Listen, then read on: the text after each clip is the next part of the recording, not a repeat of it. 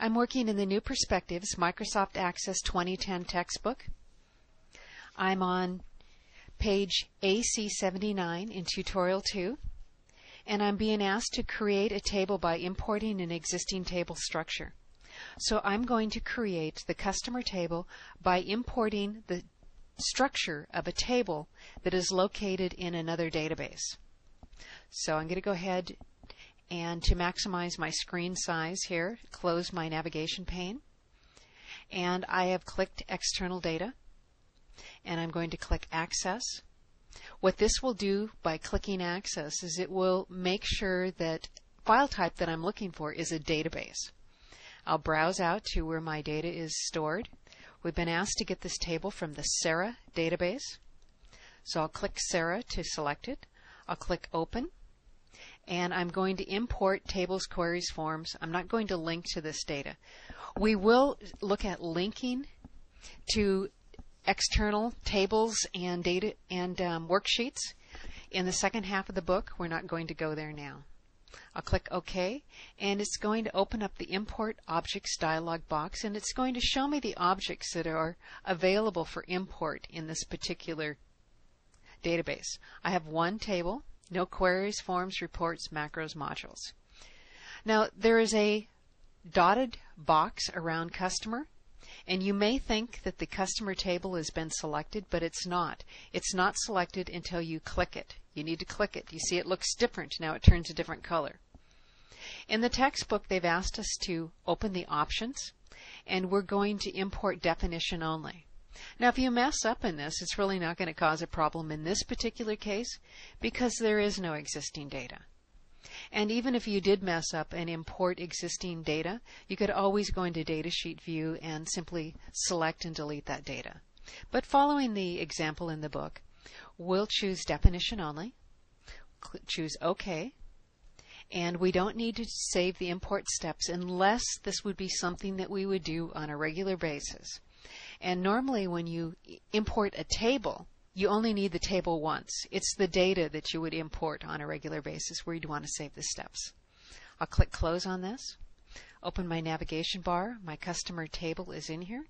We'll open it in Datasheet View and just take a look at it. There may be some fields in here that we don't need. So over on page 82, been asked to make some changes to this table. One of the first things that we want to do is to add the address fields, and we want the address fields to follow the fax number.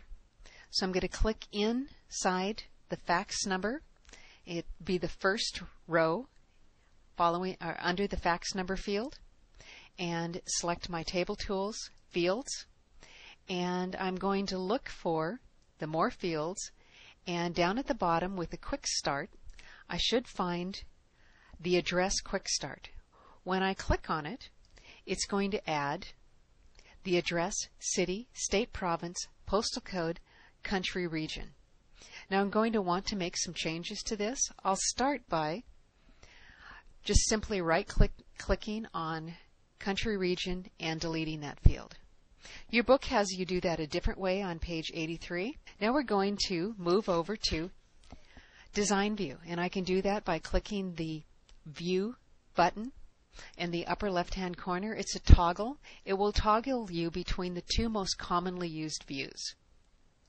There are more views available, Pivot Chart View and Pivot Table View, and those we'll look at later in this textbook. So I want to go to Design View, and first we're going to delete the fax number. So I'll find fax number, and I'm going to delete that. And then I'm asked to delete country, web page, and notes. So I'll scroll down to find those and select these three fields and click Delete Rows. And also in this particular database, our customer only has customers within the United States. So I'm going to backspace to take out province, so it says only state.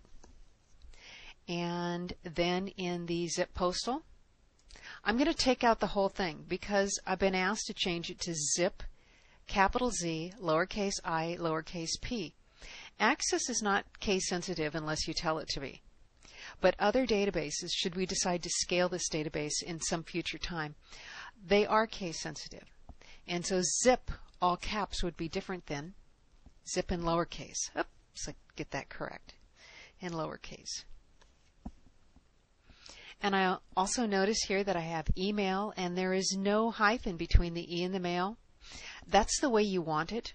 You really should not have numerical operators, and a hyphen is a numerical operator. It's a minus sign. Should not have numerical operators in a field name. So good, we're leaving that one like it is.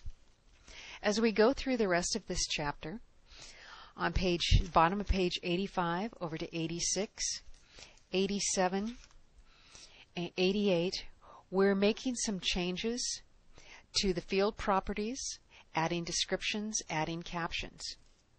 And then at the bottom of page 88, we add 2 records.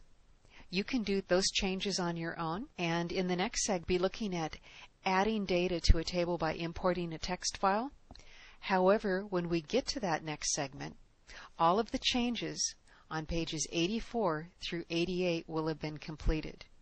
If you don't make those changes, the next segment of this video series will not work for you. See you in the next